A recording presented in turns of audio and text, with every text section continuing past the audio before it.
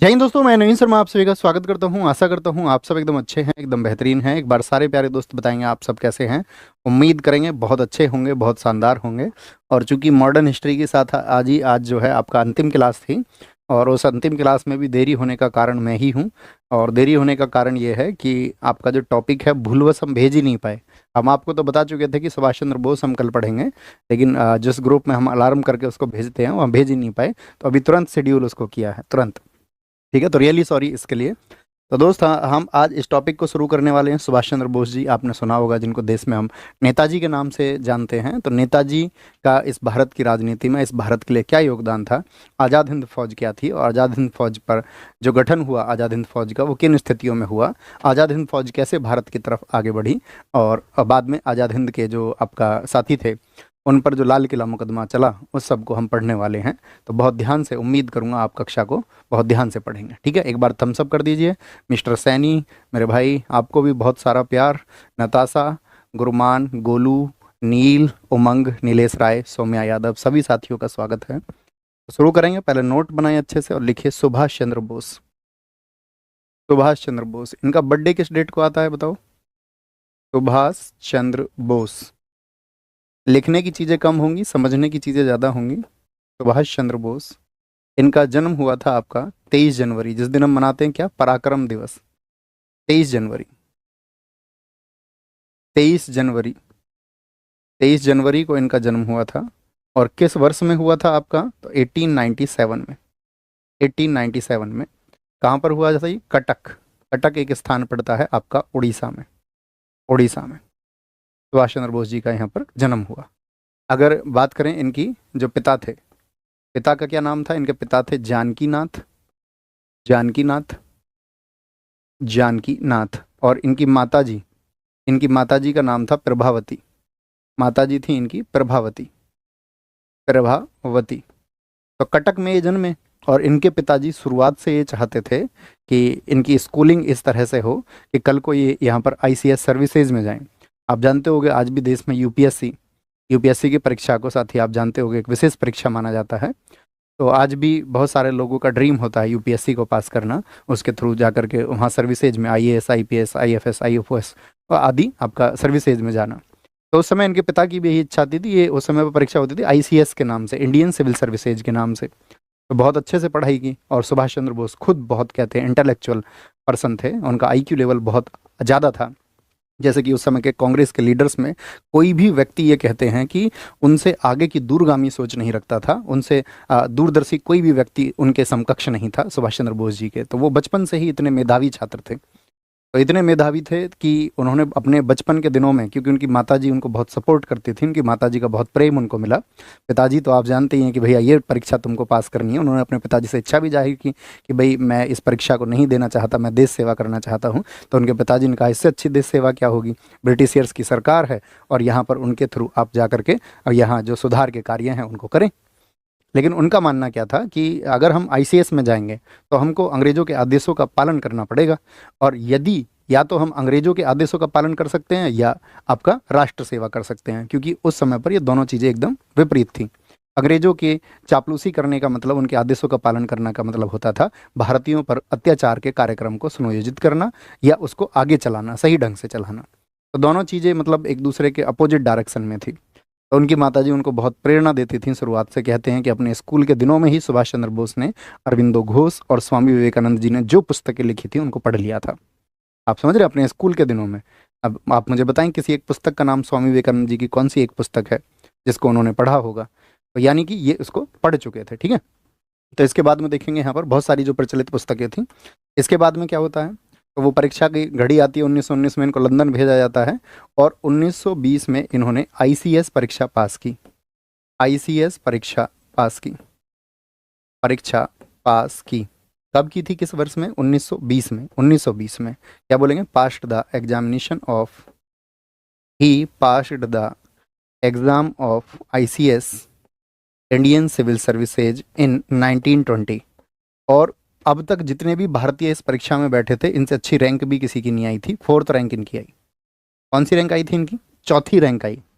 यानी कि इनसे पहले आईसीएस में सफल होने वाले भारतीय तो थे, जैसे कि हम यहाँ पर आपसे पूछेंगे, हमने पॉलिटी में आपको बताया था कि पहले व्यक्ति कौन थे जिन्होंने आईसीएस परीक्षा को पास किया था। तो बहुत सारे लोग थे जो पहले से पास कर चुके थे, लेकिन इनसे अच्छी रैंक किसी की नहीं आई थी अब तक, किसी भारतीय के द्वारा प्राप्त सबसे अच्छी रैंक थी। ठीक है, तो एक ही वर्ष में इन्होंने इसको पास कर लिया था, एक ही वर्ष में। 1919 में लंदन गए तो वहीं होती थी परीक्षा, और बाद में क्या बोलेंगे 1921 में नौकरी छोड़ दी। 1921 में नौकरी छोड़ दी, नौकरी छोड़ दी। तो ये वाली बात हुई ना, मैं पाकर अगले ही पल ना त्याग दूं तो कहना, नौकरी छोड़ दी। ठीक है, he left the job, left the job, left the job in 1921।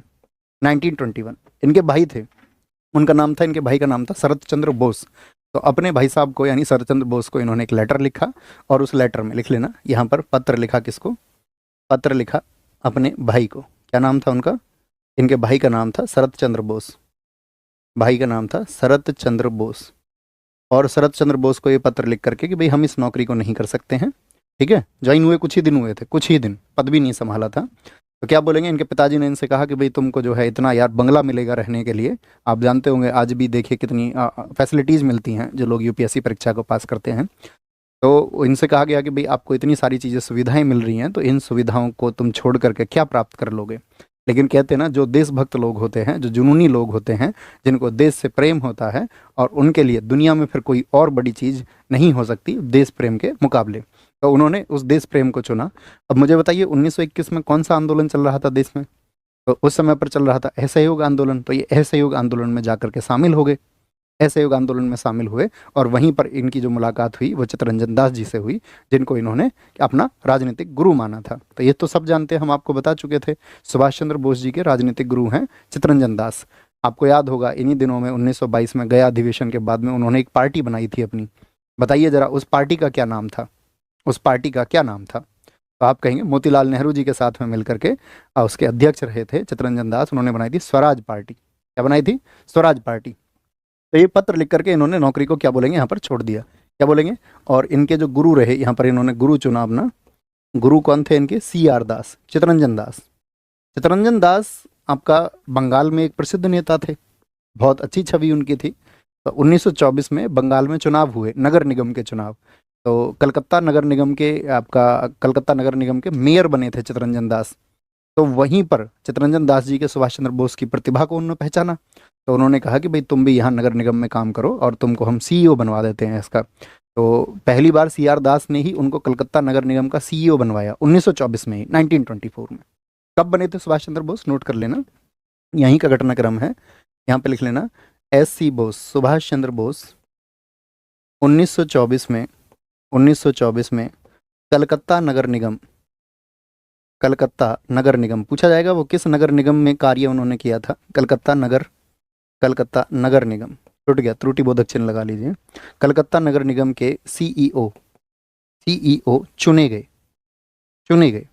अब क्रांतिकारी आदमी थे, देश सेवा इनके अंदर थी, देश सेवा की भावना इनके अंदर थी। तो क्या बोलेंगे यहाँ पर, जैसे ही ये सीईओ चुने गए, सीईओ का मतलब होता है चीफ एग्जीक्यूटिंग ऑफिसर। किसी भी, आप समझिए, जो बॉडी है उसको चलाने के लिए जो सबसे मुख्य आदमी होता है, जैसे गूगल में सबसे ज़्यादा जो एक्शंस है, सीईओ चीफ एग्जीक्यूटिंग ऑफिसर होता है। कौन होता है, चीफ एग्जीक्यूटिंग ऑफिसर, मुख्य कार्याधिकारी उसको बोलते हैं। तो यानी कि कार्य किसके हाथ में थे, कलकत्ता नगर निगम के। तो यहाँ पर भी इन्होंने क्रांति लागू की। देखिए कैसा अनाउंसमेंट इन्होंने किया, इन्होंने किया यहाँ पर कि हम अब खादी को अपनाएंगे सारे लोग, तो खादी को बढ़ावा दिया। और साथ में ही इन्होंने बोला कि नगर निगम के लोगों की तनख्वाह इतनी कम है, मैं अपनी आधी तनख्वाह नगर निगम के कर्मचारियों को दूंगा।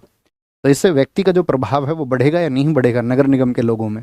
और पास में भी स्थानीय कार्यक्रम, लोगों से संवाद करना, लोगों को ब्रिटिश सरकार के जितने भी अनैतिक कानून थे उनके बारे में सूचना देना, इन्फॉर्मेशन देना। यानी कि जो नेशनलिज्म की भावना है, जो राष्ट्रवाद की भावना है, उसको लोगों के अंदर भरना कि भाई देश प्रेम से बेहतर कोई चीज़ नहीं हो सकती, देशभक्ति से बड़ी कोई चीज़ नहीं हो सकती, इस दुनिया में कोई लालच उससे बड़ा नहीं हो सकता, इस दुनिया में कोई समर्पण, आपका राष्ट्र के लिए समर्पण से बड़ा समर्पण नहीं हो सकता। तो ये लोगों से संवाद करते थे। तो इनकी पॉपुलैरिटी जब बढ़ी तो ब्रिटिश सरकार के लिए चिंता का विषय बने।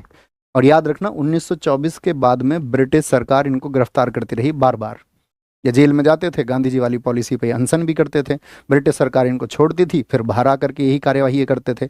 यानी कि इस दौरान ये 8 से 9 बार गिरफ्तार हुए, 8 से 9 बार। और बाद में इनकी पॉपुलैरिटी कलकत्ता में इतनी बढ़ती रही कि 1930 में ये कलकत्ता नगर निगम के मेयर बन गए। 1930 में क्या बने, ये मेयर बने। तो ये कार्य रहा इनका बंगाल के, वहां पर लोगों के अंदर राष्ट्रवाद को पैदा करना 1930 में।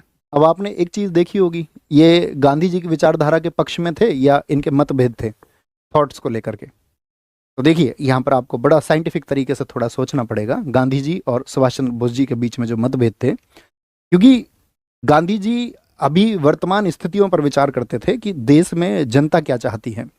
और कई बार आपने देखा होगा गांधी जी को अपने निर्णय बदलने पड़ते थे वर्तमान हालातों के चलते हुए।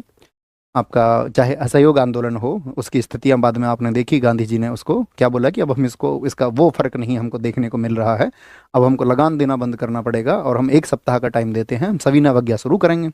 तो वहीं पर एक छोटी सी घटना हो गई आपका चोरी चोरा, और उसकी वजह से गांधी जी ने कहा कि अहिंसा हो चुकी है, अहिंसा हो चुकी है, अब इस आंदोलन को हम बंद करते हैं। समझना आप बात को, है ना। तो इसके बाद में आपको याद होगा सविनय अवज्ञा किस वर्ष शुरू हुआ था, सविनय अवज्ञा। तो सविनय अवज्ञा शुरू हुआ था 1930 में। तो 1930 में जब सविनय अवज्ञा आपका शुरुआत में चल रहा था, दांडी मार्च सफल रहा, बहुत सारे लोगों का उत्साह था उसमें, और लेकिन धीरे धीरे क्या हुआ था उसमें आप जानते हैं। उसके बाद में क्या हुआ था कि वेब मिलर ने जो पत्रकारिता की, उससे ब्रिटिश सरकार पर दबाव आया, एक आपका एक दबाव उत्पन्न हुआ। तो उस प्रेशर की वजह से इरविन गांधी समझौता हुआ 5 मार्च 1931 को, जिसको हमने दिल्ली पैक्ट आपको समझाया था। उसमें इरविन ने क्या दबाव डाला गांधी जी के ऊपर, गांधी जी के ऊपर दबाव डाला था कि भाई गोलमेज सम्मेलन में तुमको भाग लेना पड़ेगा। तो कौन से सम्मेलन में गए थे गांधी जी, या कांग्रेस की तरफ से? तो हमने एक शब्द आपको बताया था द्वितीय गोलमेज सम्मेलन में कि गांधी जी एकमात्र व्यक्ति थे कांग्रेस की तरफ से। इस बात का विरोध किया था सुभाष चंद्र बोस जी ने। इन्होंने कहा अच्छा भाई साहब, आप अकेले व्यक्ति को भेज रहे हैं, वहां पे और बहुत सारे दल हैं, आप जानते हो गोलमेज में बहुत सारे लोग भाग लेते थे। उन्होंने कहा कल को सब गांधी जी के खिलाफ प्रश्न करेंगे, जितने भी दल हैं, मान के चलिए कल को वो सब इकट्ठे हो गए, आंतरिक रूप से इकट्ठे हो गए, और जो सवाल दागेंगे गांधी जी के ऊपर, तो गांधी जी क्या सभी चीज़ों को हल कर पाएंगे? गांधी जी सभी चीज़ों के जवाब दे पाएंगे? और प्लस में गांधी इरविन समझौता जो हुआ था उसके खिलाफ भी ये थे। इन्होंने कहा था हमारे जितने भी राजनीतिक क्रांतिकारी हैं, भगत सिंह, राजगुरु, सुखदेव, उनको छुड़वाने के लिए जो विद्रोह होना चाहिए कांग्रेस की तरफ से, वो विद्रोह नहीं हो पा रहा है। अगर गांधी जी, बेशक से ब्रिटिश सरकार नहीं चाहती है कि उनकी फांसी रुके, लेकिन उसको डिले करवाने के लिए, उसको टलवाने के लिए, भविष्य के लिए उसको स्थगित कर दिया जाए, ये तो कर सकते हैं, या उनकी सजा कम कर दी जाए, इसके लिए एक बड़ा आंदोलन छेड़ा जा सकता है इस एक चीज़ के लिए। लेकिन वो सब चीज़ें जब नहीं हुई तो सुभाष चंद्र बोस जी इससे भी रुष्ट थे। तो कहने का मतलब है, उन्होंने जो कहा कि गोलमेज सम्मेलन में जाकर के गांधी जी सभी बातों के जवाब नहीं दे पाएंगे और कल को एक आंतरिक गुट बनेगा, सुभाष चंद्र बोस जी की वही बात सत्य साबित हुई। बहुत प्रश्न वहां पर दागे गए गोलमेज सम्मेलन में। मुझे बताइए, गोलमेज सम्मेलन से गांधी जी निराश होकर के लौटे थे कि सफल होकर लौटे थे? तो सुभाष चंद्र बोस जी ने जो कहा था वही हुआ, और गांधी जी वहां पर अकेले पड़ गए, क्योंकि मैंने कहा ना एकमात्र। तो ये कह रहे थे कि यहाँ से एक संगठन बना के तुम भेजिए, लेकिन कांग्रेस तो ये दिखाना चाहती थी कि नहीं, हम सबका इतना आपस में विश्वास है कि हमारा एक ही चेहरा काफ़ी है, ये हमारी यूनिटी को दर्शाता है। लेकिन उसका कोई लाभ नहीं हुआ, कोई लाभ नहीं हुआ, ठीक है। तो आप समझ गए। तो यहाँ पर जब आपका सविनय अवज्ञा आंदोलन के बाद में जो गोलमेज सम्मेलन हुआ, उसमें सुभाष चंद्र बोस जी ने ये कहा कि गोलमेज सम्मेलन की जो असफलता है, या सविनय अवज्ञा आंदोलन की जो असफलता है, ये कांग्रेस और गांधी जी की वजह से है। अब मुझे बताइए, इस समय पर जितने कारण मैंने आपको बताए, तो आपको सुभाष चंद्र बोस जी का पक्ष जो है वो सही मालूम पड़ता है कि नहीं पड़ता है? आप कहेंगे हाँ बिल्कुल, गोलमेज सम्मेलन में गए लेकिन निराश लौटना पड़ा, और बहुत सारी शर्तें जो हम गांधी इरविन समझौते के दौरान अपनी मनवा सकते थे, जो अतिरिक्त दबाव हम ब्रिटिश सरकार पर बना सकते थे, उसको बनाने में हम कामयाब नहीं हुए। ठीक है, उसके लिए मतलब चाहे आंतरिक मंत्रणा ना हुई हो, या एक दूरदर्शी सोच ना रही हो, चाहे कोई भी कारण रहे हो, लेकिन कहने का मतलब है वह सफल नहीं हो पाया।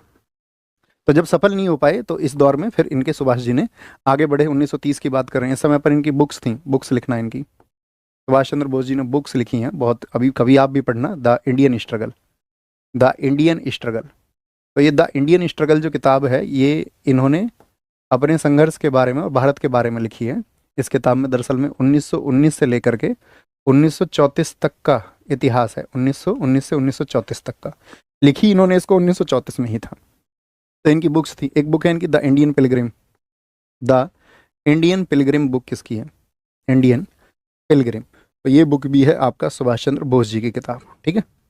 फिर हम आपको लेके चलते हैं, आपका जो नेहरू रिपोर्ट थी, नेहरू रिपोर्ट 1928 में आई थी। नेहरू रिपोर्ट आप सबको पता होगा, तो ये हम आपको पढ़ा चुके हैं नेहरू रिपोर्ट। मुझे बताइए, क्या नेहरू रिपोर्ट के मुद्दे पर, जब नेहरू रिपोर्ट आने की बात थी और जब नेहरू रिपोर्ट में डोमिनियन की बात की गई थी कि हमको डोमिनियन स्टेटस चाहिए, तो नेहरू जी और आपका सुभाष चंद्र बोस जी ने एक अलग पार्टी बना ली थी।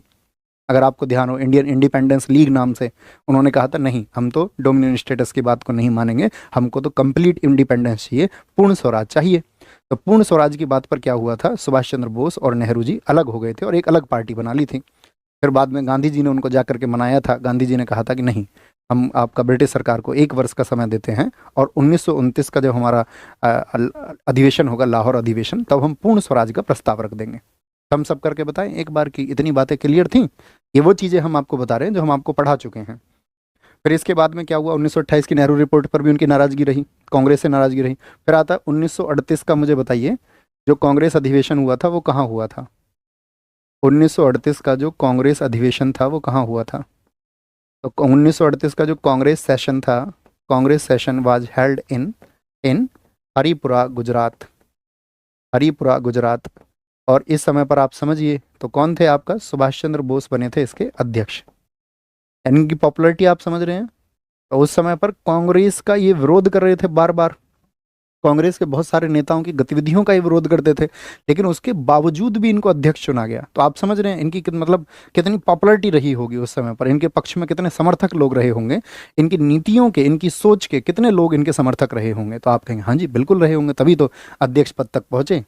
अगला वर्ष आता है, अब इनकी नीति आप जानती हैं, 1939 का जो कांग्रेस अधिवेशन था वो कहाँ पर हुआ था? तो वो हुआ था त्रिपुरी। त्रिपुरी बोले तो एमपी में। त्रिपुरी कहाँ पर पड़ता है? एमपी में। इसको कांग्रेस का त्रिपुरी संकट भी हम कहते हैं।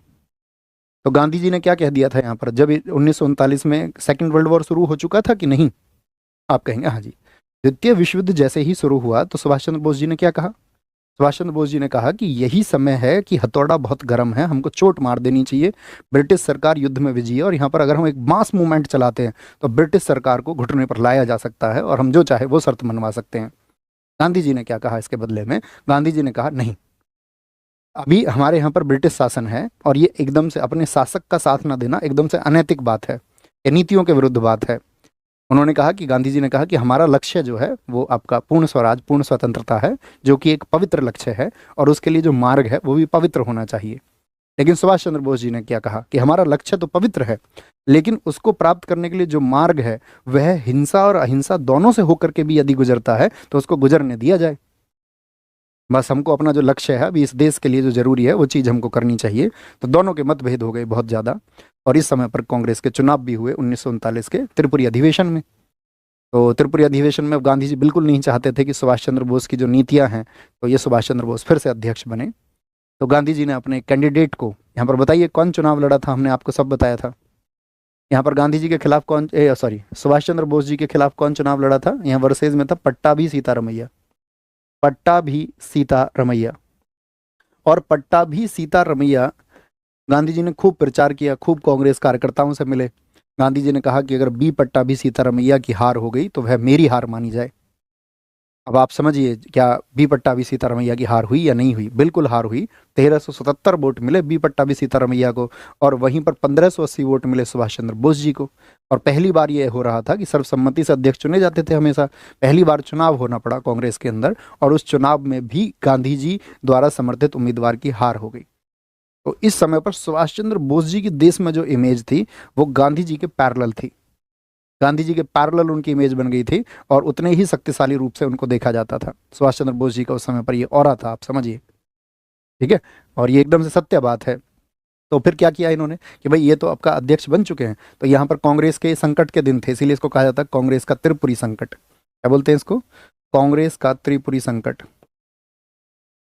अब इन्होंने देखा यार ये अध्यक्ष बन गए तो इनको काम करने से कैसे रोका जाए। तो क्या हुआ था उस समय पर, जो कांग्रेस की आपका जो राष्ट्रीय कार्यकारिणी थी, नेशनल एग्जीक्यूटिव होती है हर पार्टी की, तो नेशनल एग्जीक्यूटिव के बहुत सारे लोगों ने क्या किया, अपना इस्तीफा दे दिया और साथ में एक कहा कि अब एक आपका एक सलाह परिषद भी बनेगी, एक सलाह समिति भी बनेगी और कांग्रेस के अध्यक्ष को जो कुछ भी काम करना है वो पहले सलाह समिति के पास भेजना पड़ेगा। सलाह समिति यदि उसके लिए मेजोरिटी से कहेगी तो ही वो चीज़ें जो हैं आपका लागू होंगी। और सलाह समिति में इन्होंने उन लोगों को रखा जो सुभाष चंद्र बोस जी के खिलाफ थे। सुभाष चंद्र बोस जी ने कहा कि भैया तुम तो काम नहीं करने देना चाहते हो, हम इस पार्टी से इस्तीफा दे देते हैं, क्योंकि उन्होंने कहा मेरा जो लक्ष्य है हम उसको प्राप्त करूंगा। अब उसके लिए रास्ता हो सकता है कोई और हो, यदि मेरा रास्ता यहाँ से होकर के नहीं निकलता है तो किसी और रास्ते का निर्माण हम करेंगे। जीवन में व्यक्ति यही तो सोचता है। आपके सामने यदि किसी मार्ग में बाधाएं आएंगी तो या तो आप उन बाधाओं से लड़ोगे, और जब आपको लगेगा कि वो बाधाओं से आप नहीं जीत सकते हैं तो कोई अन्य मार्ग आपको चुनना पड़ेगा। यही जीवन का सिद्धांत भी है, यही फिलॉसफी है। तो उन्होंने क्या किया फिर यहाँ पर, तो यहाँ पर उन्होंने क्या बोलेंगे, इस्तीफा दे दिया। त्रिपुरी के बाद में क्या बोलेंगे, जो बोस जी थे उन्होंने त्याग पत्र दे दिया। बोस ने जब त्याग पत्र दे दिया तो बहुत अच्छा क्वेश्चन पूछा जाता है, और इनकी जगह फिर अध्यक्ष कौन बने थे, वो नाम आप बताएं मुझे, मैंने आपको बताया है। इनकी जगह अध्यक्ष बने थे राजेंद्र प्रसाद। कौन बने थे, राजेंद्र प्रसाद इनकी जगह अध्यक्ष बने, राजेंद्र प्रसाद। अब सुभाष चंद्र बोस जी ने सोचा कि भाई अगर कांग्रेस ही तो है तो एक नया संगठन हम क्यों नहीं बना सकते हैं जिसका लक्ष्य वही हो, कांग्रेस का भी वही लक्ष्य है, हमारा भी वही लक्ष्य है, तो एक नया संगठन बना लेते हैं। तो यहाँ पर इसी वर्ष इन्होंने 1939 में फॉरवर्ड ब्लॉक नाम की एक संस्था का गठन किया। फॉरवर्ड ब्लॉक का गठन किया। He formed forward bloc in 1939। He formed the forward bloc in 1939। एक पार्टी उन्होंने बनाई। अब कांग्रेस तो इनके खिलाफ थी ही। अब ब्रिटिश सरकार ने भी देखा कि यार अभी तक तो एक फ्रंट था, और सुभाष चंद्र बोस जी के बारे में अंग्रेज जानते थे बहुत अच्छे से कि एक ऐसा व्यक्ति जो आईसीएस परीक्षा छोड़ करके, ऐसे लालचों को छोड़ करके देश भक्ति के लिए देश के लिए समर्पित है, और साथ में दूरदर्शी हैं। उस समय बहुत अंग्रेज अधिकारी जानते थे कि इनका आईक्यू बहुत ज़बरदस्त है, बहुत आगे तक का सुभाष चंद्र बोस जी सोच पाते हैं, क्योंकि सुभाष चंद्र बोस जी अपनी निजी योजनाओं को किसी को नहीं बताते थे। जो उनकी योजनाएं होती थी, उनके खास व्यक्ति थे प्रेम सिंह यादव जी। वो विश्वास ही उनके ऊपर करते थे। प्रेम सिंह यादव वही उनके अंगरक्षक थे। उनको कोई संदेश कहीं भेजना होता था, प्रेम सिंह यादव जी से और अंतिम समय तक उनके साथ रहे प्रेम सिंह यादव जी। तो नेताजी किसी पे ऊपर विश्वास नहीं करते थे, ठीक है। उनको पता था कि यार मेरी चीज़ें जो हैं वो लीक हो सकती हैं। तो ब्रिटिश सरकार ने यहाँ पर इनकी निगरानी शुरू की, और इसके बाद में क्या बोलेंगे, इनको गिरफ्तार कर लिया गया। गिरफ्तार ब्रिटिश सरकार ने इनको गिरफ्तार कर लिया, क्योंकि हमने आपको बताया था द्वितीय विश्व युद्ध जब शुरू हुआ तो भारत में एक एक्ट लागू हो गया था, डिफेंस ऑफ इंडिया एक्ट। युद्ध के समय पर अक्सर सरकारें लागू कर देती हैं, जैसा कि फर्स्ट वर्ल्ड वॉर के समय पर भी ब्रिटिश सरकार ने लागू किया था। तो युद्ध की स्थिति में होती है, आपातकालीन स्थिति में। तो उस आपातकालीन स्थिति में इनको जो गिरफ्तार किया गया वो डिफेंस ऑफ इंडिया एक्ट के तहत इनको गिरफ्तार किया गया। ये ब्रिटिश सरकार के विरुद्ध कोई आपका योजना बना रहे हैं। अब इनको गिरफ्तार करके भेजा गया जेल। तो जेल में इन्होंने अनशन शुरू कर दिया। अब चूंकि ये बहुत बड़े नेता थे उस समय पर, तो ब्रिटिश सरकार के ऊपर दबाव बना। तो ब्रिटिश सरकार ने बोला यार इसका इंतजाम ये है कि इनको इनके घर में नज़रबंद रखा जाए। इनके घर में यानी कोलकाता में इनको क्या कर दिया जाए, डिटेन करके रखा जाए, डिटेन करके। तो भैया वहाँ कोलकाता में इनको इनके घर पे रखा गया, कोलकाता में नज़रबंद रखा गया। और फिर ये वहाँ पर सोचते रहे कि यार क्या किया जाए, क्या किया जाए, क्योंकि आपका 1940 का वो समय था जब इनको रिलीज़ किया गया, और 1 साल हो चुका था यहाँ पर, 1 वर्ष पूरा। 1941 में एक दिन ऐसी योजना बनी कि 1941 में ये फरार हो गए अपने घर से। 1941 में तो यहाँ पर बहुत क्वेश्चन पूछे जाते हैं कि जब वो अपने घर से फरार हुए, यहाँ पर याद रख लेना क्या किया गया था। गिरफ्तार करके पहले तो जेल भेजा गया, जेल से फिर भेजा गया उनको कोलकाता में नज़रबंदी के लिए, रिहा करके, ठीक है। जेल के बाद में क्या कर दिया गया, उनको रिहा कर दिया गया जब उन्होंने अनशन किया, और फिर उसके बाद में उनको नज़रबंद किया गया। नज़रबंदी से क्या हो गए, वो यहाँ से डिटेंशन से वो फरार हो गए। कब, 1941 में। 1941 में अब इनके दिमाग में एक विजन था कि भाई सेकंड वर्ल्ड वॉर चला हुआ है, तो इनको मुलाकात करनी थी किससे, हिटलर से। हिटलर से इनको मुलाकात करनी थी, ठीक है। और हिटलर से मुलाकात के लिए इनको कहाँ पहुँचना पड़ेगा, जर्मनी पहुँचना पड़ेगा। तो जर्मनी के लिए इन्होंने यहाँ से फरार होकर यात्रा शुरू की, अपनी यात्रा शुरू की। तो कहाँ गए ये, भारत से काबुल, मतलब पेशावर होते हुए गए थे, लेकिन मेजर जगह भारत से पहुँचे काबुल, ठीक है। काबुल से पहुँचे थे मास्को, कुछ समय के लिए वापस ईरान की तरफ आए थे, और फिर आपका रूस, यूरोप होते हुए फिर पहुँचे थे कहाँ पर, आपका मास्को के बाद में कहाँ पर पहुँचे थे आपका, जर्मनी। ऐसे पहुँचे यात्रा में। और इस यात्रा के दौरान इन्होंने क्या किया था, इस यात्रा के दौरान यहाँ पर भारत से जो ये काबुल गए थे, ये गए थे मोहम्मद जियाउद्दीन के वेश में। एक इनके दोस्त थे उत्तम, वो इनके साथी बन करके गए थे मोहम्मद जियाउद्दीन के वेश में। एक अवतार जी थे, वो भी उन्होंने भी इनका सहयोग किया था, पर विशेष लिख दिया मैंने, मोहम्मद जियाउद्दीन के वेश में, यानी भेष बदल के गए। एक मुस्लिम व्यक्ति का भेष इन्होंने धारण कर लिया, ठीक है। और साथ में गूंगे बन गए, गूंगे, ताकि बोले तो कोई पहचानेगा, और अगर गूंगे ही बन जाएंगे तो कोई क्या पहचानेगा, भेष बदल ही लिया है। काबुल पहुंच गए, चूंकि इनके पीछे इंटेलिजेंस लगी हुई थी सारी। तो यहाँ पर ऑरलैंडो मेजेटा के नाम से काबुल से जो मास्को गए, तो यहाँ किस नाम से गए थे? ऑरलैंडो, ऑरलैंडो मेजोटा के नाम से, मेजोटा के नाम से, पहचान बदल के मेजोटा के नाम से। और फिर आपका रूस पहुंच गए, और फिर रूस में होते हुए कहाँ पर आपका जर्मनी ये पहुंच गए, जर्मनी। तो जर्मनी बहुत मेजर चीज़ है। किससे मिलने गए हैं जर्मनी? तो जर्मनी किस वर्ष में पहुंचे? 1941 में पहुंचे। जर्मनी लिख लेना, जर्मनी 1941 में, इसी वर्ष फरार हुए, उसी वर्ष जर्मनी पहुंच गए, छिपते छिपाते भेष बदल के। जर्मनी में क्या क्या इन्होंने किया? जर्मनी में, तो जर्मनी में इनकी जो बात थी किससे थी करनी थी इनको? हिटलर से। हिटलर से मुलाकात इन्होंने की। उसका तो बड़ा ज़बरदस्त किस्सा भी बताया जाता है कि हिटलर ने अपने बहुत सारे क्लोन बना रखे थे, और किसी एक क्लोन ने आकर के इनसे पूछा, हाँ जी बताइए क्या बात है, तो इन्होंने उसको जवाब नहीं दिया। बहुत सारे लोग उस बात को ये कहते हैं कि वो प्रतीकात्मक कहानी है, उस बात का कोई ऐतिहासिक तथ्य या सबूत या प्रमाण नहीं है। तो कहने का मतलब है कि वहाँ पर जो असली हिटलर आया था तब नेताजी ने उसको पहचान लिया था। तो आप लोगों को पता होना चाहिए कि इनको जो नेताजी का टाइटल दिया था वो किसने दिया था? हिटलर ने। और हिटलर किसी को दुनिया में कुछ समझता नहीं था। हिटलर किसी को दुनिया में कुछ समझता नहीं था, आप सब लोग जानते हैं। उसके लिए तो ये था कि वह, उनकी जो नस्ल है वो सबसे श्रेष्ठ है, बाकी दुनिया में कोई नहीं है। ऐसा आदमी किसी व्यक्ति को नेताजी यानी कि लीडर का, सबसे बड़ा लीडर किसी को समझता ही नहीं था हिटलर। लेकिन ऐसे में भी कोई व्यक्ति अगर लीडर का किसी को टाइटल दे तो आप समझ सकते हैं उस व्यक्ति की इंपोर्टेंस क्या रही होगी। ठीक है, जिसको इस देश की राजनीति ने नकार दिया। तो क्या रहा आपका? सुभाष चंद्र बोस आपका वहाँ जाकर के हिटलर से मिलते हैं, तो हिटलर से उनकी बातचीत हुई काफ़ी। तो उन्होंने कहा कि भाई यहाँ से मुझे एक सेना चाहिए जर्मनी से, और जर्मनी यदि एक सेना भेज दे भारत में युद्ध के लिए, तो वहाँ पर हम क्या करेंगे, वहाँ के ब्रिटिशियर्स को हम खदेड़ के फेंक सकते हैं। क्योंकि एक फ्रंट पर तो ब्रिटेन लड़ ही रहा है आपका सेकेंड वर्ल्ड वॉर में, एक फ्रंट पर अगर वो भारत के अंदर लड़ेगा तो हम भारतीयों के अंदर भी जोश आएगा, और संपूर्ण भारत फिर जर्मनी के साथ रहेगा, क्योंकि हमारी स्वतंत्रता के लिए तुम काम कर रहे हो। तो उस वहाँ पर नेताजी से हिटलर ने कहा कि अभी देखिए हमारे साथ में अभी जापान है, और यदि हम जर्मनी से सेनाएं भेजेंगे तो बहुत दूरी हो जाएगी, और जर्मनी से, क्योंकि यूरोप से भारत की दूरी ज़्यादा है। तो उन्होंने कहा आप एक देखिए, जापान की जो सेनाएं हैं ना वो बढ़ के आपका साउथ एशिया में पहुंच चुकी हैं। आपको पता होना चाहिए, मलेशिया, सिंगापुर, बर्मा, यहाँ सब तक धीरे धीरे उनकी सेनाएं आगे बढ़ रही थी। 1942 में पहुंची हालांकि वहाँ तक, तो 1941 में वो आगे बढ़ती जा रही थी। तो उन्होंने कहा कि भारत की तरफ जापान बढ़ रहा है, तो आपको नेताजी जाना चाहिए जापान, तो आपको जापान जाके मिलना चाहिए, और वो आपकी ज़रूर मदद करेंगे। तो इस समय पर सुभाष चंद्र बोस क्या है, उन्होंने कहा ठीक है, जब उनका आश्वासन मिला कि जापान से हमारी मदद होगी, क्योंकि जापान, और एकदम से प्रैक्टिकल बात थी, भाई जापान क्या है, जापान नज़दीक है। हालांकि बहुत सारे लोग कहते हैं कि हिटलर ने इसमें कोई रुचि नहीं दिखाई थी, लेकिन ऐसा नहीं है। ठीक है, तो क्या बोलेंगे आपका, इसके बाद में वो जापान गए। लेकिन उन्होंने क्या किया, यहाँ पर उन्होंने हिटलर को बहुत सारे प्रस्ताव रखे कि देखिए जर्मनी के लोगों ने, जर्मनी का युद्ध किसके खिलाफ है? ब्रिटेन के खिलाफ, मित्र राष्ट्रों के खिलाफ।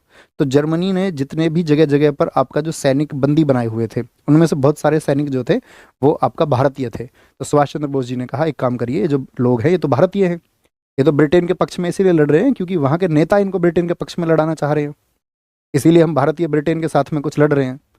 लेकिन अगर इन लोगों को ये याद दिलाया जाए कि भाई ये जो लड़ाई है ये आपके देश के हित की लड़ाई नहीं है, ये तो ब्रिटेन के अपने हित की लड़ाई है, और उस ब्रिटेन के हित की लड़ाई है जिसका प्रधानमंत्री चर्चिल हमसे ये कहता है कि आपको मैंने बताया अटलांटिक चार्टर प्रस्ताव में उसने क्या कहा, पूरी दुनिया में बेशक साम्राज्यवाद लागू नहीं होगा लेकिन भारत इसका अपवाद होगा, यानी भारत को मुक्त करने के पक्ष में नहीं था बिल्कुल भी चर्चिल।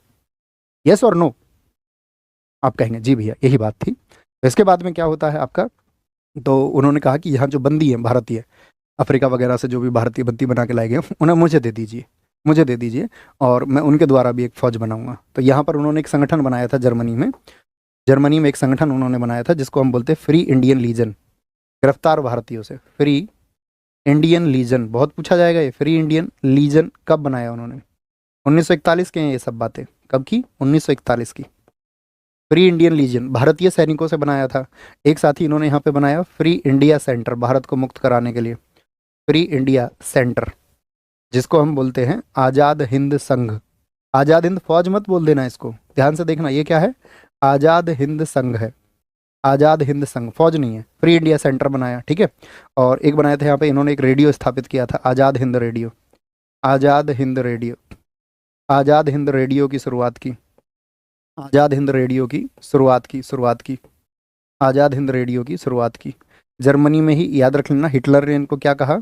हिटलर ने नेताजी की उपाधि दी, हिटलर ने नेताजी की उपाधि दी, नेताजी की उपाधि दी, और साथ में क्या दिया? सजेशन भी दिया है कि आप जापान जाइए आपको जापान जाना होगा, यहाँ से दूरी थोड़ी ज़्यादा है, जापान नज़दीक बढ़ रहा है। तो यहाँ पर जो इन्होंने फ्री इंडियन लीजन बनाया, यहीं पर वो नारा बन के उभरा, जय हिंद। एक बार बोले सारे लोग, हमारी आज राष्ट्रीय भावना को तेज कर देता है ये नारा, जय हिंद। तो ये जय हिंद किसके लिए था? ये फ्री इंडियन लीजन के लिए था, क्योंकि यहाँ पर जो आपका गिरफ्तार भारतीय थे वो 4,000 थे जिनको इन्होंने मुक्त कराया। तो 4,000 लोगों का इन्होंने प्रोटोकॉल सेट किया कि भाई जब भी तुम एक दूसरे से मिलोगे तो एक दूसरे से मिलते समय तुम एक दूसरे को जय हिंद कहोगे, ठीक है? कोई नमस्कार नहीं होगा, कोई हाय हेलो नहीं होगा, एक दूसरे से तुम जब भी मिलोगे तो एक दूसरे को तुम जय हिंद कहोगे। तो ये फ्री इंडियन लीजन के लिए था नारा। किसके लिए नारा दिया गया था? ये फ्री इंडियन लीजन के लिए, जय हिंद। बताइए जापान से कहाँ गए भैया ये? सॉरी, जर्मनी से कहाँ गए ये? तो जर्मनी याद रख लेना, इसके बाद में यहाँ पर लिख लेना, जर्मनी के बाद ये कहाँ गए? जर्मनी के बाद जापान गए, जर्मनी के बाद जापान गए और जापान के प्रधानमंत्री से इनकी मुलाकात हुई। जापान गए, बहुत सारे लोगों से मिले, बर्मा बर्मा में जाके बहुत सारे राजनयिकों से मिले थे। जर्मनी के बाद गए नहीं, जापान गए, जर्मनी के बाद जापान गए। Okay boss. और यहाँ जापान के जो पीएम थे, जापान के पीएम का नाम था हिंदे तोजो, हिंदे तोजो। हिंदो तोजो से मुलाकात की, हिंदे तोजो से, उसको बताया कि भाई हम आपके साथ हैं। हिंदे तोजो को कहा, ठीक है। और हिंदे तोजो से बोल के कहा कि भाई एक काम करिए आप, कि आप जितने भी भारतीयों को, आपको पता है इन सब देशों में क्या था, बहुत सी जगह ब्रिटिशियर्स का राज था। भारतीय, ये जब मलेशिया पर जापान ने कब्जा कर लिया तो मलेशिया में भी बहुत सारे भारतीय थे, इंडोनेशिया में भी बहुत सारे भारतीय थे, जो कि आपका किसके साथ थे? ब्रिटेन की तरफ से लड़ रहे थे। तो बहुत सारे लोगों को बंदी बना लिया गया था। तो यहाँ पर वही प्रस्ताव, एक व्यक्ति थे आपको याद हो, रास बिहारी बोस, भूल तो नहीं गए उन्हें? हमने आपको बताया था गदर आंदोलन के बाद में रास बिहारी बोस कहाँ चले गए थे? आंसर लिखिए उस देश का नाम। हमने आपको ये भी बताया था उन्होंने शादी कर ली थी, घर बसा लिया था अपना एक जैपनीज के साथ में, रास बिहारी बोस, जब उनके ऊपर दिल्ली षड्यंत्र मुकदमा भी आपको याद होगा, उसके कर्ता धर्ता थे वो। बाद में उन्होंने जो आपका गदर आंदोलन था उसको भी लीड किया भारत में। जापान चले गए थे, बहुत बढ़िया बहुत बढ़िया। तो जापान चले गए वो। तो यहाँ पर क्या था, जापान में कंडीशन ये थी कि जापान में इस समय पर आपका, जापान ने लगभग 20,000 जो हैं वो लोग कैदी बना रखे थे, जो भारतीय थे, बंदी थे इनके, ठीक है, वर्ल्ड वॉर के दौरान, क्योंकि ब्रिटेन की तरफ से वो लोग लड़ रहे थे, वो भारतीय, और उनको कैद कर लिया गया था। और इन्हीं कैदियों में एक व्यक्ति थे आपका कैप्टन, इन्हीं कैद होने में, जो मलेशिया में आपका मतलब कि मलेशिया में आपका ईस्ट इंडिया कंपनी की, सॉरी ईस्ट इंडिया कह रहा हूँ, ब्रिटिश कंपनी की तरफ से थे। उनका नाम था, आपको याद होना चाहिए, कैप्टन मोहन सिंह, कैप्टन मोहन सिंह। इन्हीं गिरफ्तार लोगों में कौन थे? एक व्यक्ति कैप्टन मोहन सिंह थे, कैप्टन मोहन सिंह। तो कैप्टन मोहन सिंह किस सेना का हिस्सा थे? आप लोग जानते हैं ना कि भाई जो ब्रिटिश आर्मी थी या ब्रिटिश सेना थी उसमें बहुत सारे भारतीय ड्यूटी करते थे। क्योंकि यहाँ पर आपके मन में ये प्रश्न आ सकता है कि हम भारतीय तो सेकंड वर्ल्ड वॉर में ब्रिटेन का साथ ही नहीं दे रहे थे, फिर ये लोग कौन हैं जो ब्रिटेन का साथ दे रहे थे? तो आपको पता होना चाहिए, प्राचीन समय से सेना में, ब्रिटेन की जो सेना थी उसमें भारतीय लोग भर्ती किए जाने लगे थे, और बहुत सारे लोग उसमें अपनी सेवा देते थे। बोले यस और नो? आप कहेंगे हाँ जी बिल्कुल। तो उन्हीं गिरफ्तार लोगों में कैप्टन मोहन सिंह थे। और बाद में विचार आया, जब हिंदू तोजो से मुलाकात हुई सुभाष चंद्र बोस जी की, तो सुभाष चंद्र बोस जी ने उनको ये कहा कि एक काम करिए, जो उन्होंने हिटलर से कहा कि ये 20,000 भारतीय आपने कैद कर लिए हैं, तो ये 20,000 लोग जो हैं, लगभग 20-22,000 के आपका कैदी थे, तो उन्होंने कहा इन 20-22,000 लोगों को क्यों ना ऐसा किया जाए, इनके बताया जाए कि भाई आपका देश जो है, आपका जो देश है, देखिए गांधी जी क्या कह रहे हैं कि हम ब्रिटेन के साथ नहीं हैं, तो तुम अपने देश के खिलाफ क्यों लड़ रहे हो? तो क्यों ना ऐसा किया जाए कि हम ब्रिटेन के ही खिलाफ लड़े, अगर हमारे देश के नेता ही नहीं चाह रहे हैं, क्योंकि क्रिप्स मिशन आपका विफल हो चुका था। गांधी जी ने कह दिया था, लिलित गो की चालाकी को उन्होंने क्या बोल दिया था, व्यक्तिगत सत्याग्रह चला करके कि बोलो भाई ब्रिटेन के खिलाफ कि हम इस युद्ध में तुम्हारे साथ नहीं है। तो उन्होंने कहा यार सही सजेशन है ये तो, अच्छा अच्छा प्रस्ताव है, तो क्या ये मानेंगे? क्यों नहीं मानेंगे, क्यों नहीं मानेंगे? एक बात बताइए, ये अगर ब्रिटेन के लिए लड़ सकते हैं, तो ये अगर हम इनके लिए वो चीज़ें, सारी चीज़ें मुहैया कराएं जो ब्रिटिश सरकार इनको कराती है, तो ये बिल्कुल लड़ेंगे। और साथ में देश के लिए तो इनके लिए भावना भी होगी, जो बेशक से किसी समय पर चलते हुए इनकी मर गई हो भावना, या इनकी आजीविका के लिए इनको कहीं नौकरी करनी पड़ी हो ब्रिटिश सरकार के लिए, लेकिन आज यदि देशभक्ति का विकल्प और साथ में वही सुविधा मुहैया कराई जाए तो क्यों नहीं ये हमारा साथ देंगे। तो जो ने कहा ठीक है, वेरी गुड, प्रोसीड करिए, इसको आगे बढ़ाइए। तो यहाँ पर कैप्टन मोहन सिंह वो व्यक्ति थे जिनको ये शुरुआत में जिम्मेदारी मिली थी, लेकिन कैप्टन मोहन सिंह खुद जानते थे कि इसको हम लीड नहीं कर सकते हैं। कैप्टन मोहन सिंह खूब तरीके से परिचित थे सुभाष चंद्र बोस जी से, इसलिए उन्होंने कहा कि इसको तो लीड सुभाष चंद्र बोस करेंगे। थम्स अप करके बताएं, बात क्लियर आई? बात क्लियर है कि इनकी यहाँ से लेकर के यहाँ तक की मुलाकात में क्या हुआ? बोलेंगे जी एक बार। बहुत बढ़िया, बहुत बढ़िया, बहुत शानदार। सर हम आपकी रिकॉर्डेड क्लास लेते हैं। अरे क्यों लेते हो रिकॉर्डेड? काहे? क्या बोलेंगे? तो इसके बाद में हमने एक आपको बताया क्या बना, INA, एक सेना बनी, Indian national army. Indian national army, देखो नाम में बहुत सावधानी से रहना। अभी हम आपको एक चीज बताएंगे, इंडियन नेशनल आर्मी बनी। इंडियन नेशनल आर्मी जिसको बोलते हैं भारतीय राष्ट्रीय सेना। भारतीय राष्ट्रीय सेना, INA, भारतीय राष्ट्रीय सेना। और भारतीय राष्ट्रीय सेना जो बनी थी ये आपका, इसका जो गठन किया था, इसका जो गठन किया था वो थे आपके कैप्टन मोहन सिंह। कैप्टन मोहन सिंह जिनको मलाया से गिरफ्तार किया गया था, फिर प्रस्ताव रखा गया इनके सामने, इन्होंने एक्सेप्ट कर लिया था उसको, कैप्टन मोहन सिंह। ठीक है, तो ये कहाँ थे? ब्रिटिश सेना में थे, ब्रिटिश सेना में थे। ठीक है, तो अब यहाँ पर एक दिक्कत आई, आप समझिए। तो ये सेना तो बन गई, कितने लोग थे इस सेना में? तो इसका फॉर्मेशन कैप्टन मोहन सिंह ने किया, इसमें 20,000 लोग थे। अब जापानियों को ये भी चिंता सताने लगी साथ में, दूसरा साइड देखिए। जापानियों ने सोचा यार 20,000 लोग हैं और कल को हम भारत की तरफ बढ़ रहे हैं, भारत में जाकर के तो बहुत भारतीय भी इनको मिल जाएंगे, तो कहीं ऐसा ना हो कि ये सेना बहुत बड़ी हो जाए और हमारे लिए ही कल को नुकसान खड़ा कर दे। हो सकता था ना, इसकी भी पॉसिबिलिटीज है। तो उन्होंने क्या बोला कि इसको कुछ समय बाद में भंग कर दिया, भंग कर दिया। और फिर यहाँ पर जाकर के फिर से मुलाकात की सुभाष चंद्र बोस जी ने तोजो से, और उसको बताया कि ऐसा नहीं है। ठीक है, हमारे देश में आप समझते ही हो हमारे वादे जो हैं वो प्राथमिक हैं। ठीक है, अब मतलब वो लोगों के ऊपर डिपेंड करता है, बहुत सारे लोगों के नहीं होते, लेकिन जिसके लिए देश के प्रति जिसका समर्पण है, और वो जो अगर सच्चा व्यक्ति है तो उसका वादा हमेशा सत्य होगा, वो कभी झूठे वादे नहीं करेगा। तो इसके बाद में यहीं पर रास बिहारी बोस जी का नाम आता है। कभी भी पूछे इस INA का पुनर्गठन किसने किया था, इसको रीऑर्गेनाइज किसने किया था बातचीत करके, तो यहाँ पर रास बिहारी बोस ने वो बातचीत की थी, क्योंकि ये बुजुर्ग हो चले थे हालांकि, और लेकिन जापान में इनकी अच्छी पकड़ थी, क्योंकि उससे 1915 के बाद से जापान में ही थे। देखिए कितने वर्ष इनको यहाँ हो गए। और इन्होंने ही, रास बिहारी बोस ने ही फिर निमंत्रण दिया किसको? सुभाष चंद्र बोस को, कि भैया आप इसको संभालो। इन्होंने निमंत्रण दिया, इनवाइट किया सुभाष चंद्र बोस को। सुभाष चंद्र बोस को किस चीज़ के लिए इनवाइट किया? नेतृत्व के लिए। भाई नेतृत्व तुमको संभालना होगा, नेतृत्व के लिए, नेतृत्व के लिए। ठीक है, और भी कई लोग थे इनके साथ में, लेकिन दो लोगों के नाम सबसे प्रमुख आते हैं इनके साथ थे। एक आपका, उनका नाम था, एक व्यक्ति और थे, उनका नाम था आपका निरंजन सिंह, निरंजन सिंह, वो इनके साथी थे। तो सुभाष चंद्र बोस जी को ये जिम्मेदारी मिल गई, सुभाष चंद्र बोस जी को। तो सुभाष चंद्र बोस जी को जब ये जिम्मेदारी मिली तो इन्होंने क्या किया, याद रख लेना, 4 जुलाई की बात है, बहुत इंपॉर्टेंट है, ये डेट पूछी जाती है। 4 जुलाई 1943 को सुभाष चंद्र बोस को कमांड मिली, सुभाष चंद्र बोस को कमांड मिली। Subhash Chandra Bose get the command of INA।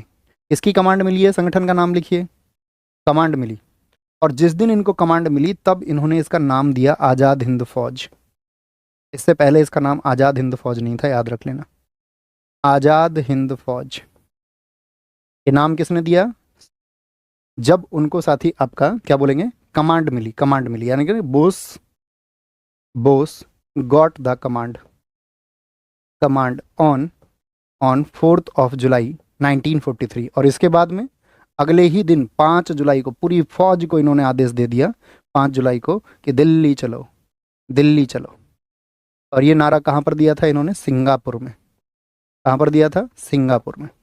पूरी फौज को अगले ही दिन, पूरे बाकायदा एक आर्मी की ड्रेस में, आपने देखी ना सुभाष चंद्र बोस जी की ड्रेस, सारे लोगों ने देखी होगी, उस एक वर्दी में लोगों के सामने बहुत एक जबरदस्त भाषण इन्होंने भारत के लिए, स्वामी भक्ति का, भारत के लिए उस देश प्रेम का, उस देशभक्ति का इन्होंने भाषण दिया, कि हम सब लोग जो अब तक ब्रिटेन के लिए लड़ रहे थे तो हम कितनी गलती कर रहे थे, और हमें अब अपने देश के लिए लड़ना होगा और हमें कूच करना होगा दिल्ली की तरफ।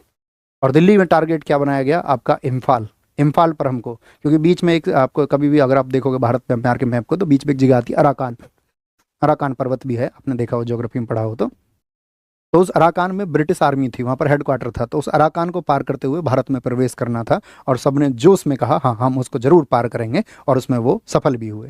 तो इस समय पर उसकी एक व्यवस्था बनाई गई फौज की। तो इसमें मुख्यतः 5 रेजिमेंट थी। ठीक है, इसमें क्या बोलेंगे? आज़ाद हिंद फौज। इसमें क्या बोलोगे? इसमें 4 रेजिमेंट थी। 4 रेजिमेंट कौन कौन सी थी? तो 4 रेजिमेंट में एक तो रेजिमेंट थी Subhash regiment, Subhash regiment, Subhash regiment. एक थी इसमें गांधी रेजिमेंट, गांधी, एक थी इसमें आज़ाद रेजिमेंट, आज़ाद रेजिमेंट। एक थी इसमें नेहरू रेजिमेंट, नेहरू, नेहरू रेजिमेंट।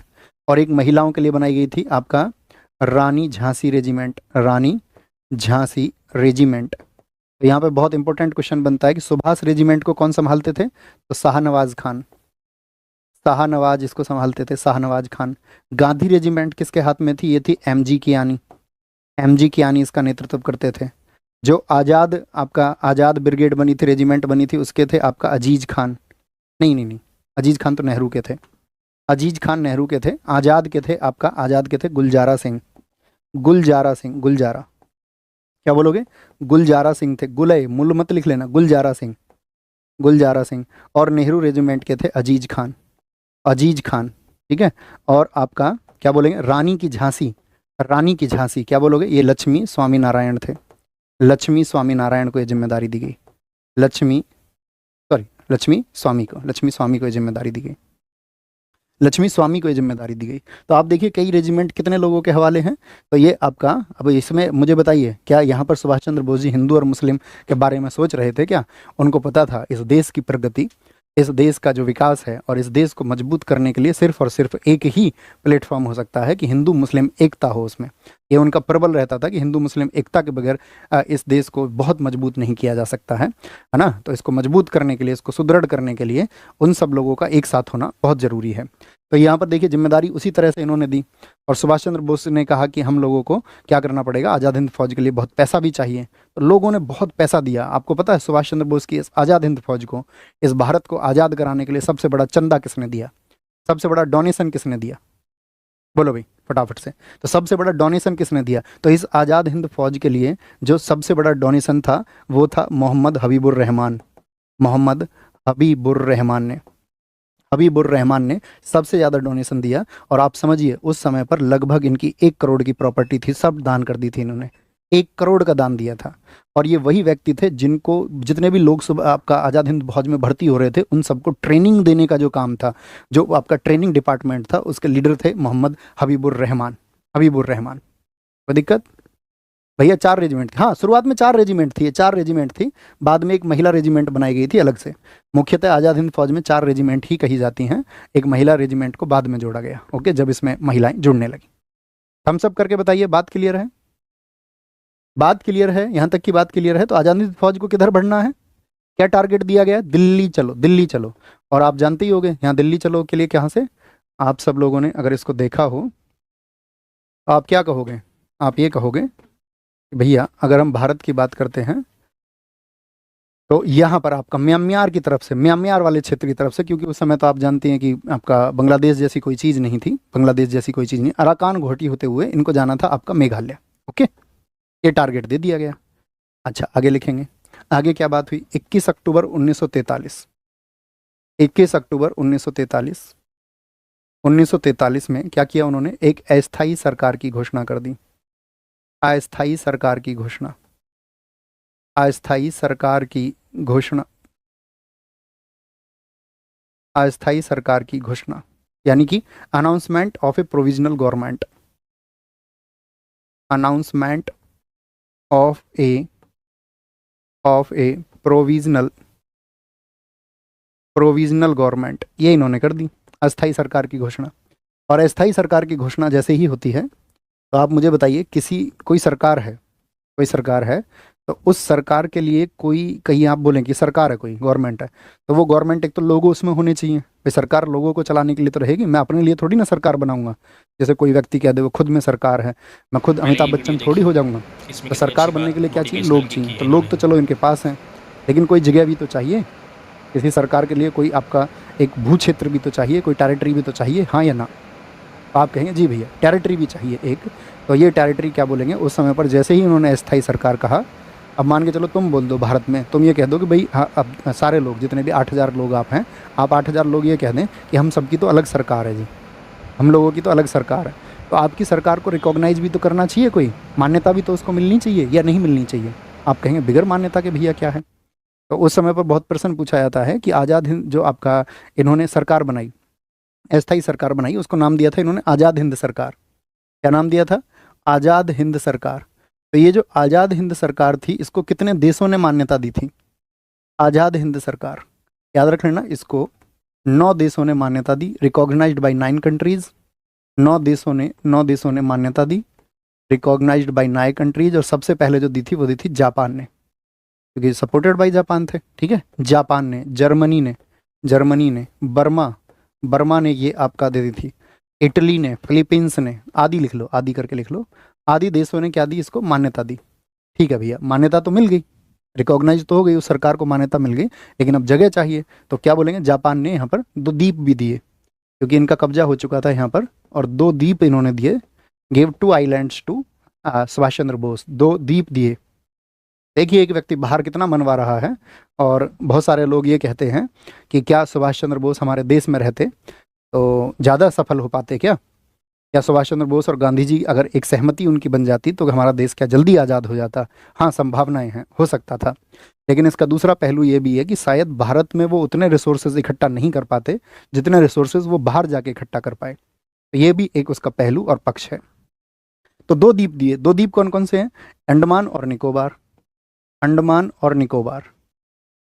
सुभाष चंद्र बोस जी ने क्या किया, पहले इनका नाम बदलो, अंडमान और निकोबार द्वीप इन्होंने दिए, तो अंडमान का इनका नाम बदल दिया, क्या बोलेंगे, इनके नाम बदल दिए उन्होंने, और अंडमान का नाम बदल के कर दिया गया आपका क्या, शहीद द्वीप।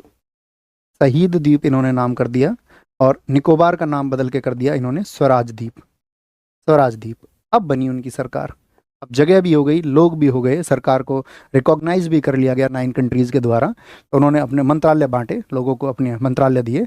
राष्ट्रपति, इस आज़ाद हिंद सरकार में राष्ट्रपति और आपका प्रधानमंत्री और साथ में आपका विदेश मंत्री, ये 3 प्रमुख पद जो हैं वो सुभाष चंद्र बोस जी ने अपने पास रखे थे, ठीक है। तो क्या बोलेंगे यहाँ पर, और क्या टारगेट था, अराकान होते हुए अब हमको विजय करनी है।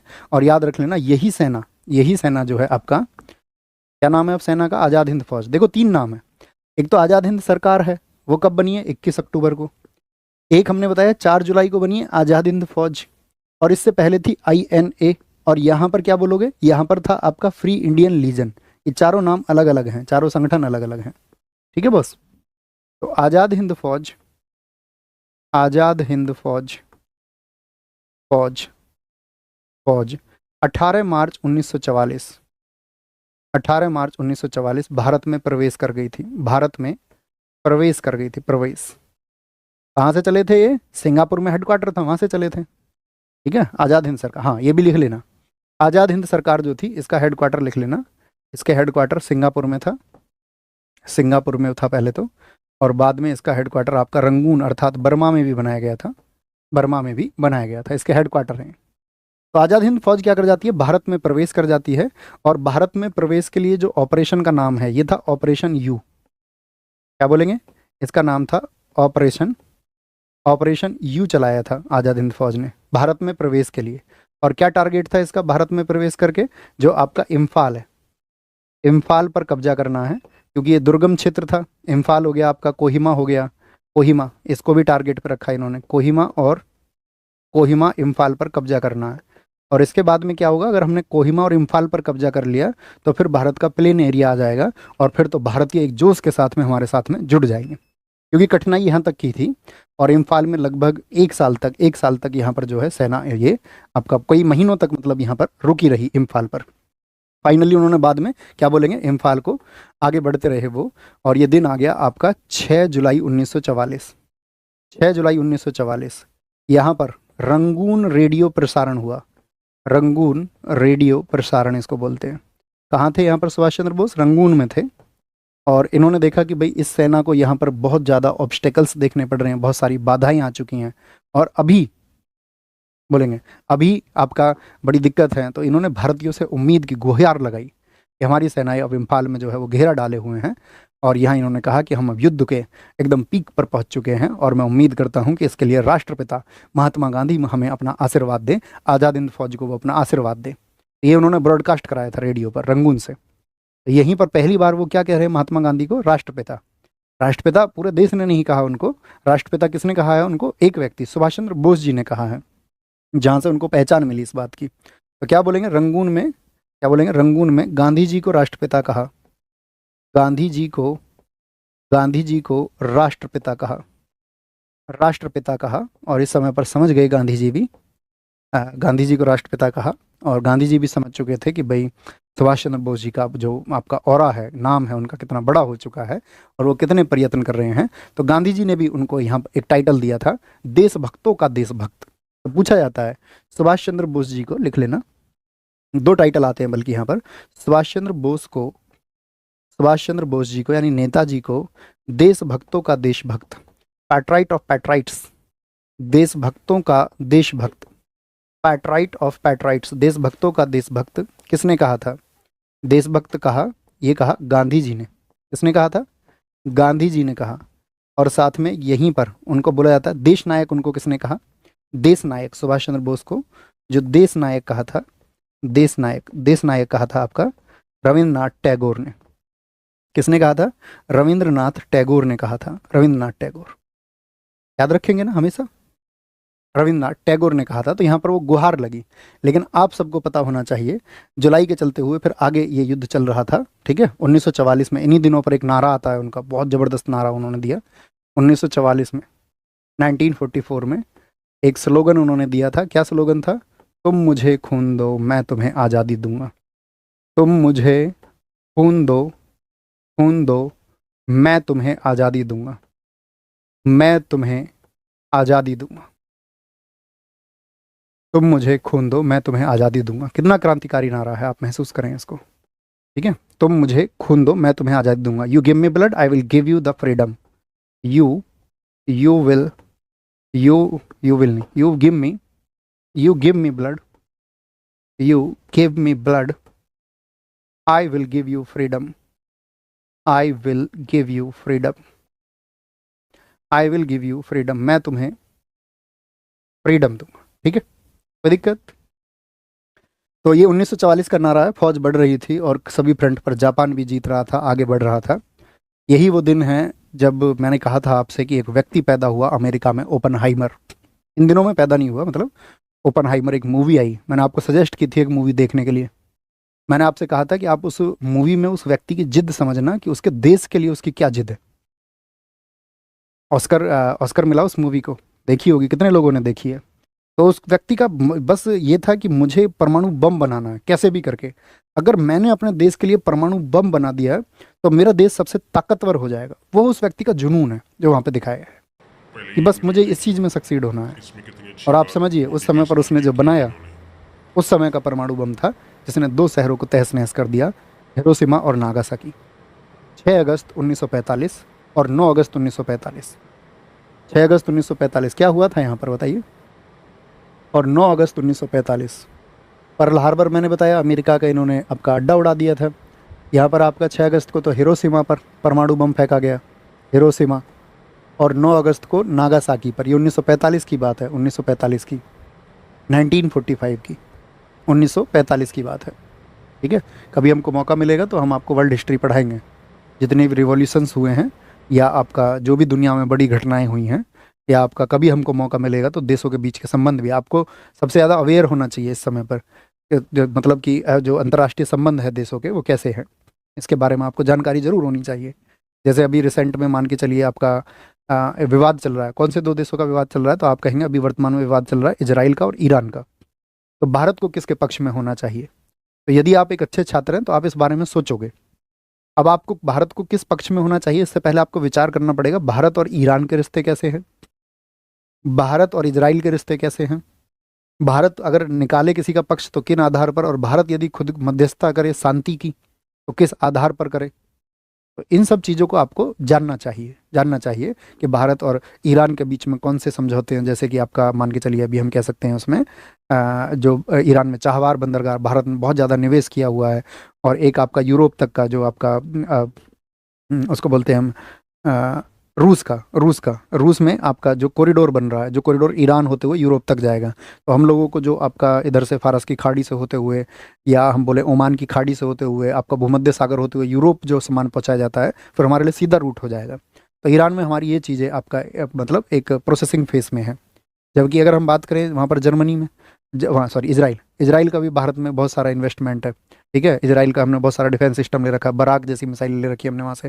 फाल्कन जो हमारा सिस्टम है वो हमने कहाँ से ले रखा है, वो हमने ले रखा है आपका कहाँ से, तो आप कहेंगे उसको हमने आपका लिया हुआ है इजराइल से, तो इजराइल से भी हमारे बहुत अच्छे संबंध हैं। तो आपको इन सब चीज़ों के बारे में जानकारी होनी चाहिए और आपको इन सब चीज़ों के बारे में विचार भी करना चाहिए। थम्स अप करें, जब कभी भी कोई मुद्दा आएगा तो हम उसके बारे में रिसर्च करेंगे भैया, और अच्छे से हम उसको जानेंगे और हम अपने नोट्स बनाएंगे बाकायदा, ताकि हमारी जो समझ है वो विकसित रहे। नोट्स ज़रूर बनाया करो, क्योंकि अगर नोट्स नहीं बनाओगे तो फिर चीज़ों को ऐसी ओरली जानोगे तो या तो फिर आपका आईक्यू बहुत ज़बरदस्त होना चाहिए, या आपने चीज़ें पढ़ी जानी और ज़बरदस्त आईक्यू, आपके दिमाग में बेवजह की चीज़ें नहीं है, क्लियर एंड कट भूसा भरा हुआ नहीं है, आईक्यू फिट है, तो फिर तो जान लोगे। आईक्यू अगर अच्छा नहीं है तो उसको जानने के लिए आपको उस ब्रेन की उस स्टेज को डेवलप करना होगा, है ना। मैंने तुमको बताया ना, दिमाग की 3 अवस्थाएं होती है, 3 अवस्थाएं, तो वो आपको जो आपका चेतन मस्तिष्क है उसको एक्टिव करना होगा, और उसको एक्टिव करने के लिए दुनिया में सिर्फ एक ही चीज़ है, वो है ध्यान, मेडिटेशन। मेडिटेशन कीजिए, ठीक है। किसी का बाय बर्थ होता है, किसी का जन्म से आईक्यू अच्छा होता है, लेकिन अगर आप मेडिटेशन करोगे तो आपका भी आईक्यू बढ़ेगा, ये काम करता है, हमेशा करना चाहिए। मैनिफेस्टेशन करते हो ना, मैंने आपको मैनिफेस्टेशन सिखाया था, मैनिफेस्टेशन हाँ जी करते होंगे। तो इसके बाद में क्या हुआ कि जापान ने सरेंडर कर दिया 6 दिन बाद ही, 15 अगस्त 1945। क्या किया, जापान ने सरेंडर कर दिया। जापान ने क्या कर दिया, सरेंडर कर दिया, आत्मसमर्पण कर दिया।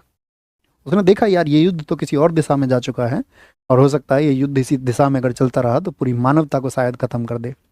क्योंकि ये समझिए आप, जो बम फेंके गए थे अगर वर्तमान समय के बम होते तो शायद पूरा जापान गायब हो गया होता नक्शे से। तो यहाँ आप समझ ही सकते हो सारी चीज़ों को कि जापान एकदम से घबरा गया, और जापान क्या पूरी दुनिया घबरा गई। ये मानवता पर सबसे पहला ऐसा प्रयोग था, उसके बाद में आपका मनुष्यों पर प्रयोग हुआ भी नहीं। हालांकि इसके बाद में आप जानते हो कि 1955 में एक बार इससे भी एक घातक प्रयोग आपका किया था आपका रूस ने, हाइड्रोजन बम का, लेकिन वो भी फिर आपका प्रैक्टिकली आगे हुआ नहीं। तो ये आपका मानव पर किया गया सबसे बड़ा प्रयोग था, जिसमें 2 शहर मतलब एकदम से तबाह और